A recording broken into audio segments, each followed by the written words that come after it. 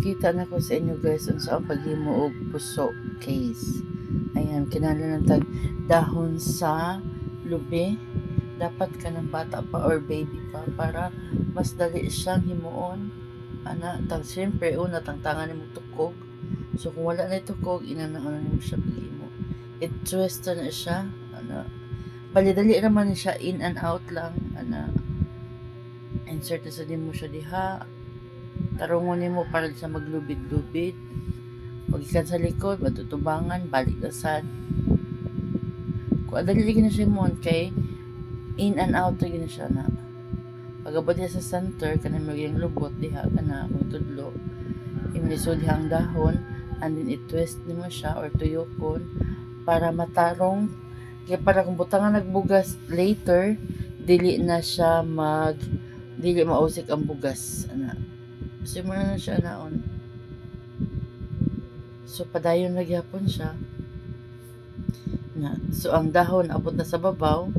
So ang pika side na sad siya. So gikan sa taas padong ubos. So same lang gihapon. Nigabot ang tunga kanang baliyang lubot. Isod na sa nimo ang dahon.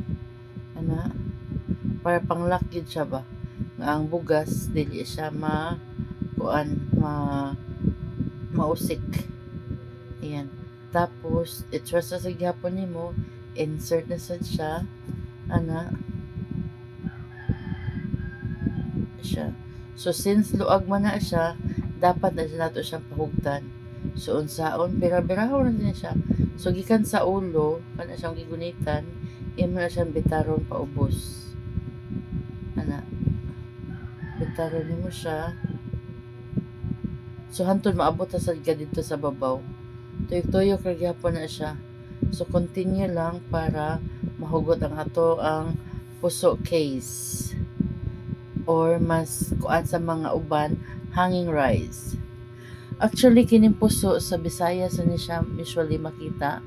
Kaya sa kadugan ako stay sa Manila before, wadyo ko kakitag puso na siya. Na yung continue lang gihapon. So, abot na sa kuan. So, another side na sad. Kung naman diha.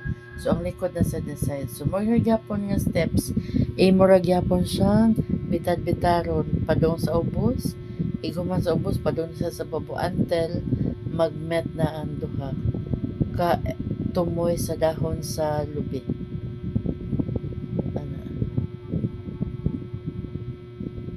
Dali naman na siya himuon guys. Paano yun siya? Patience is a virtue. Ayan. So kinahanglan yun siyang hugot para ang mga bugas inigbutang unya dili na ni siya ang bugas di manggawas. So pangutanan ninyo asa ibutang ang bugas o paasa ipaagi ang bugas nara na diya sa tumoy na luag pa man sa ato siya pahugtan.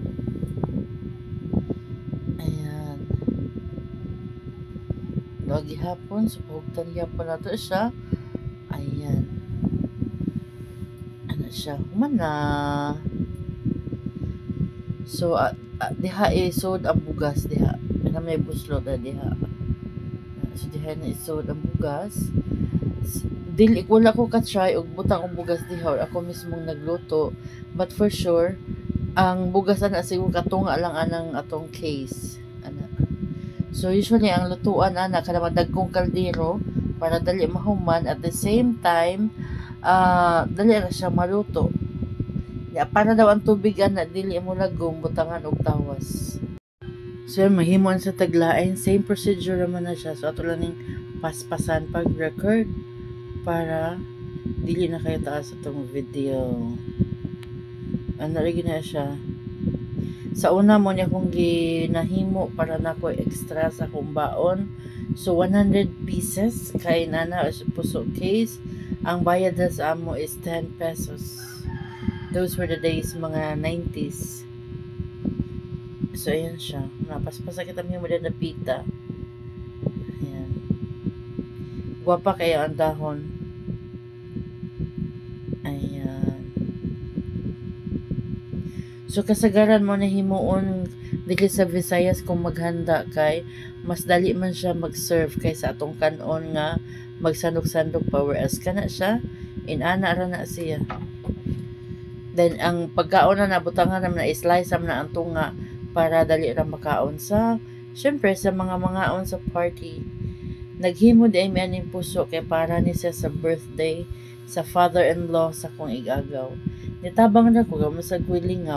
So inanion ni siya para dali lang maluto, dapat tapuko ni siya inanaon. Ang iyang isig katumoy abuto na siya ana. So ibutang na lang nato nga human na siya butang og bugas humay. So inanaon na siya tapos ihigot ana para by batch ang pagbutang ana sa dakong kaldero. Ug dali ra siyang maluto. Ana so kaluto ana niya ang color ma-change man na siya og brown.